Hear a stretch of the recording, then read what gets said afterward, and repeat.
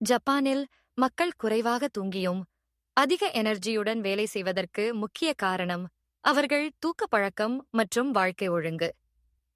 அவர்கள் குறைவா தூங்கினாலும் தரமான தூக்கத்தை பெற கவனம் செலுத்துகிறார்கள். இனெமுரி சிறிய பவர் நாப் பழக்கம். ஜப்பானில் இனெமுரி என்று ஒரு பழக்கம் உள்ளது. அதாவது தினமும் சில நிமிடங்கள் சிறிய பவர் நேப் எடுப்பது. ட்ரெயினில், ஆபீஸில், லைப்ரரியில், வேலை இடைவேளையில் கூட 5 முதல் 15 நிமிடம் சிறிய தூக்கம் எடுக்கிறார்கள். இதனால் மூளை ரிஃப்ரெஷ் ஆகிறது, கான்சென்ட்ரேஷன் அதிகரிக்கிறது, நாள் முழுவதும் சோர்வு குறைகிறது. ஷின்ரின் யோகு இயற்கையுடன் இணைவு. அவர்கள் தினமும் சில நிமிடங்கள் இயற்கையில் நேரம் செலவழிக்கிறார்கள். இதனை ஷின்ரின் யோக்கு என்று அழைப்பார்கள்.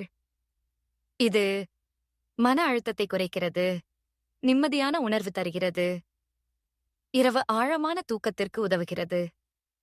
ஒரு 10 முதல் 15 நிமிடம் மரங்கள் நடுவே அமைதியாக இருக்கவும் ஆழமாக சுவாசிக்கவும் அவர்கள் வழக்கமாக செய்கிறார்கள். ஒஃபுரோ வெதுவெதுப்பான குளியல். இரவில் படுக்கும் முன்பு ஜப்பான் மக்கள் வார்ம் பாத் எடுக்கிறார்கள். இதனால் உடல் தளர்ச்சி அடைகிறது, தசைகள் ரிலாக்ஸ் ஆகிறது, மனம் அமைதி பெறுகிறது, தூக்கம் விரைவில் வருகிறது.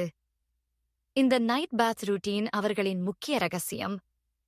ஃபர்ம் ஃபுட்டான் தரையில் தூங்குதல். அவர்கள் மென்மையான பெட் பயன்படுத்த மாட்டார்கள். அதற்கு பதிலாக ஃபார்ம் ஃபூட்டன் அதனை தரையில் போட்டு தூங்குகிறார்கள்.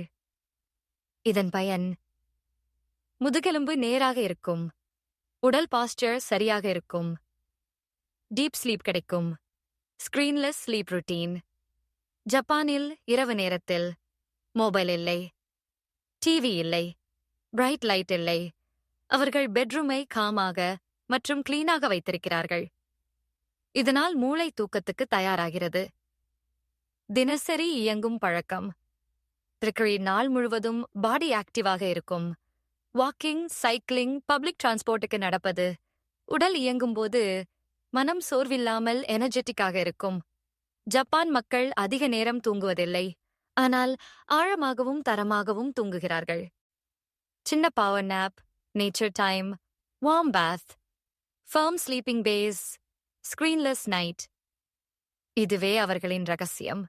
நாமும் இந்த பழக்கங்களை மெதுவாக டெய்லி ரூட்டீனில் சேர்க்கலாம். அதனால் அதிக தூக்கம் இல்லாத போதும் உடலுக்கு நல்ல எனர்ஜி கிடைக்கும்.